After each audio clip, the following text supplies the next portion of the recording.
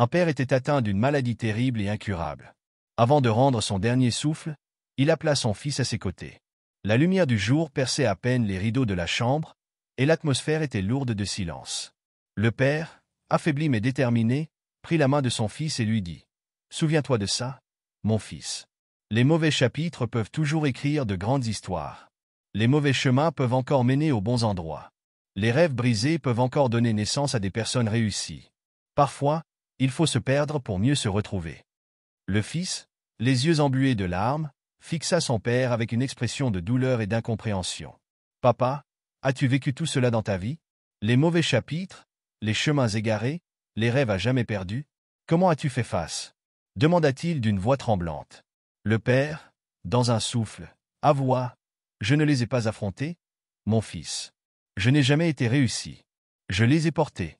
Comme un fardeau, un poids sur mes épaules qui n'a jamais semblé s'alléger. J'ai laissé la douleur s'aggraver, et je n'ai pas toujours fait les bons choix. Il y a eu des moments où j'ai laissé l'obscurité m'envahir, des instants où j'ai baissé les bras. Mais même dans ces moments, quelque chose en moi refusait de s'éteindre. » Une larme roula sur la joue du fils. Avec une détermination nouvelle, il posa sa main sur celle de son père et murmura « Papa, je te promets que je ne laisserai jamais ces ombres prendre le contrôle de ma vie. » Le père, bien que fatigué, trouva la force d'esquisser un faible sourire. Ses yeux reflétaient un mélange de soulagement et de fierté. « Souviens-toi de ça, mon fils. La vie est faite d'échecs et de douleurs, mais c'est ce que tu choisis d'en faire qui compte. Tu es plus fort que tu ne le penses. Et même si tu tombes, souviens-toi que chaque chute t'apprend à te relever. » Cette promesse devint le guide du fils au fil des années.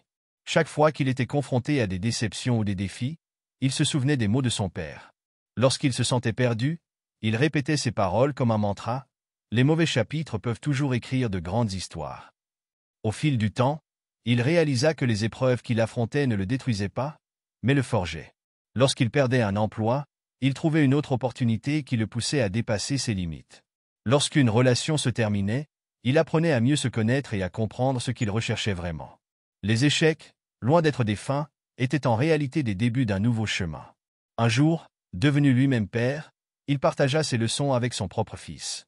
Assis sous un chêne majestueux, il raconta l'histoire de son grand-père avec une émotion palpable. « Ce que mon père ne savait pas, c'est que ces échecs ont été ma plus grande force.